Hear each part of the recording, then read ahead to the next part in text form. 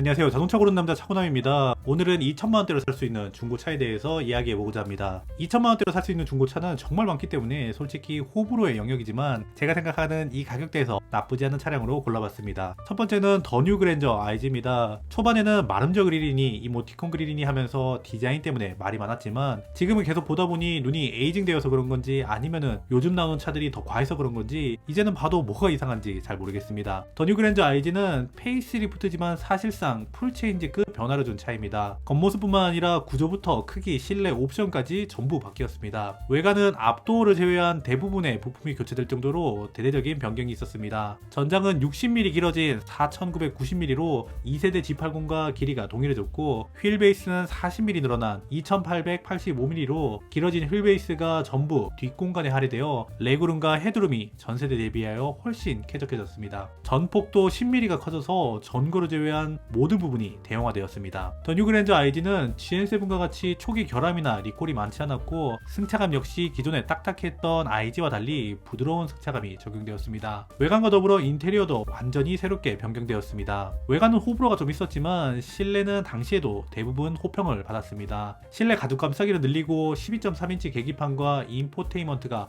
하나로 연결된 파노라믹 디스플레이, 그리고 장점인지는 잘 모르겠지만 변속할 때는 비록 불편할지라도 버튼식 전자 변속기와 터치식 공조 컨트롤러가 적용되어 센터 콘솔이 훨씬 깔끔해졌습니다. 또 흡음재 적용 범위를 늘리고 뒷좌석 창문에도 이중접 차압 유리를 기본으로 적용하는 등 NVH 보강도 이루어져 실제로도 기존 IG 대비 정숙해졌습니다. 경제차인 K7 프리미어보다 디자인과 소재 품질 모두 더 고급스럽다는 평가를 받았고 당시에는 심지어 끝물 G80보다 인테리어는 더 뉴 그랜저 IG가 낫다는 얘기가 있을 정도였습니다. 옵션도 업그레이드 되었습니다. 소나타 DM8에 들어갔던 원격 스마트 주차 보조, 안전 하차 보조, 빌트인 캠은 물론 K7에 없던 교차로 대항차 기능이 추가된 전방 충돌 방지 보조도 들어갔습니다. 또한 G90과 넥소 등에 들어갔던 후진 가이드 램프가 추가되었고 자동차 전용 도로까지 지원하는 HDA도 탑재되었습니다. 단 CD 플레이어나 아날로그 시계는 삭제되었지만 저는 1도 아쉽지 않은 것 같습니다. 파워트레인은 2.4 하이브리드, 2.5 가솔린,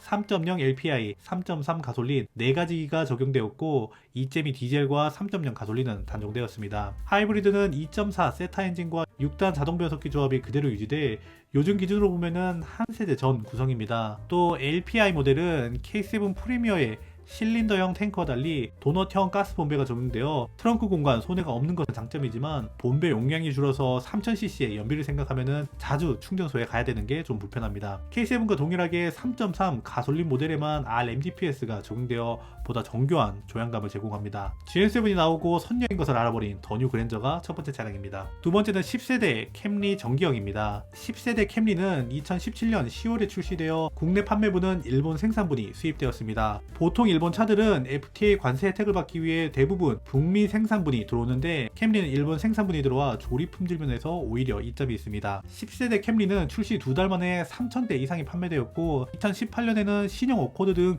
경쟁 모델이 많았음에도 불구하고 9,000대 이상 팔렸기 때문에 수입차지만 중고차 매물도 적지 않은 편입니다. 외관은 당시 도요타의 최신 트렌드를 반영해 강렬한 인상의 대형 그릴이 적용되었습니다. 캠리는 이전까지 무난한 차로 인식되었는데 초기에는 이런 변화가 어색해서 그런지 호불호가 좀 갈리긴 했지만 지금 보면은 크게 모나지 않은 디자인을 갖고 있는 것 같습니다. 플랫폼은 새로 개발된 TNGA-K 전륜구동 플랫폼이 적용되었습니다. 새로 개발된 도요타의 모듈러 플랫폼으로 차체 중심을 낮추고 강성을 높여 안정성을 확보했습니다. 덕분에 차고가 낮아지고 전체적으로 쿠페에 가까운 유려한 실루엣과 미국에서 팔리는 차답게 미국의 까다로운 안전도 테스트에도 좋은 점수를 받았습니다. 실내는 이전 세대 대비 가죽 마감을 늘리면서 소재와 마감 품질 면에서 한 단계 발전했다는 평가를 받았습니다. 엔진은 새로 개발된 다이나믹 포스 엔진이 들어갑니다. 토요타 및 렉서스의 주력 엔진으로 연비 효율을 극대화한 에킨스 사이클 방식이 적용되었고 여기 토요타의 직간접 분사 시스템이 함께 적용되어 직분사와 포트 분사를 모두 적용함으로써 효율, 정숙성, 내구성을 모두 확보했습니다. 또한 멀티홀 직분사 인젝터를 사용해 연료 분사 효율을 극대화했는데 토요타 발표 기준으로 최대 41%의 열 효율을 달성했다고 했습니다. 그래서 8단 변속기가 조합된 2.5 가솔린의 연비는 12.3km/L이고 2.5 하이브리드의 최대 연비는 17.5km/L의 복합 연비를 가지고 있습니다. 토요타는 역시 하이브리드라 하이브리드 매물이 압도적으로 많지만 하이브리드 배터리 같은 것은 고장나면 수리비가 많이 나올 수 있어 저는 가솔린 매물도 나쁘지 않다고 생각합니다. 하이브리드 모델은 우리가 잘 알고 있는 토요타의 자랑, 즉 병렬식 하이브리드가 들어가고 변속기는 모터, 발전기, 엔진이 유성기어로 묶여있고 모터가 변속기 역할을 하는 ECBT가 적용되어 이질감 없고 충방전도 자유로워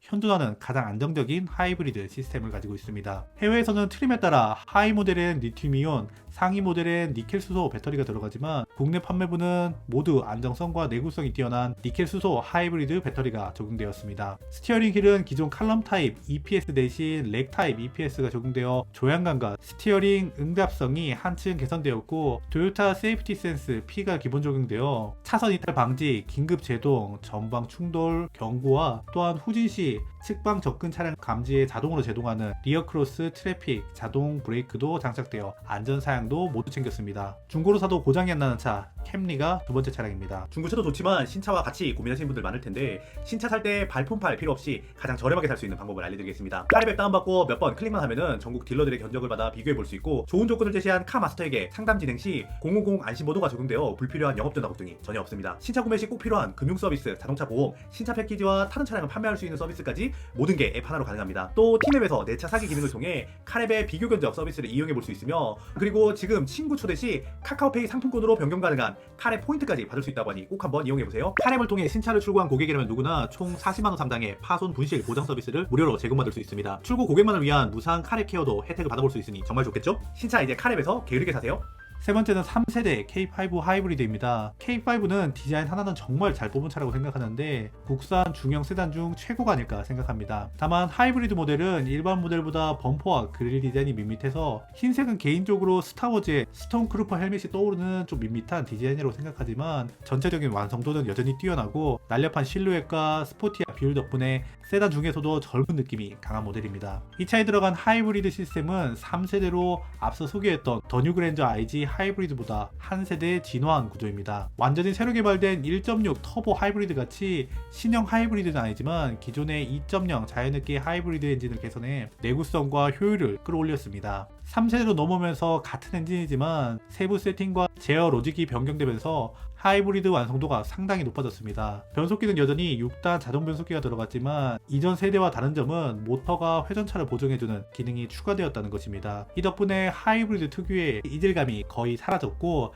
실제 주행해보면 가솔린 세단처럼 자연스럽게 변속됩니다. 또 전세대와 같은 엔진과 미션이지만 최적화를 통해서 시스템 효율이 10% 이상 향상되어 공인연비는 최대 20.1km/L를 기록합니다. 하이브리드 모델답게 정숙성도 뛰어나고 저속에서는 모터로만 움직이는 EV 모드 주행이 자주 작동하기 때문에 도심 주행에서 특히 연비 효율이 높습니다. 무엇보다 이 차가 중고차 시장에서 매력적인 이유는 감가폭이 제법 크기 때문입니다. 하이브리드 모델임에도 불구하고 신차 대비 30에서 40% 정도 감가가 이루어져 2천만원대면은 상태 좋은 매물을 충분히 찾아볼 수 있습니다. 연비 좋고 조용하고 디자인까지 깔끔한 중형 세단 K5 하이브리드가 세 번째 차량입니다. 마지막은 W213 E클래스 전기형입니다. 요즘 벤츠는 중국 지분이 많아지면서 전기차 화재 사건 등 여러가지 이슈로 이미지가 흔들리면서 이제는 전기차뿐만 아니라 내연기관 모델까지 인기가 예전만 못합니다. 예전에 벤츠는 할인도 잘 안하고 중고 감가도 동급에서는 잘 안되는 편이었는데 이제 인기가 없다 보니 감가를 낙낙하게 때려맞아 가성비가 좋아졌습니다. W213 E클래스는 S클래스에서 시작된 패밀리룩이 C클래스, E클래스로 이어졌습니다. 출시 초에는 약간 호불호가 있었지만 그래도 벤츠 특유의 고급차 이미지와 존재감은 여전히 확실합니다. 벤츠 패밀리룩이 적용되면서 E클래스는 특히 트림에 따라 완전히 다른 분위기를 갖고 있는데 멀리서 보면은 익스클루시브는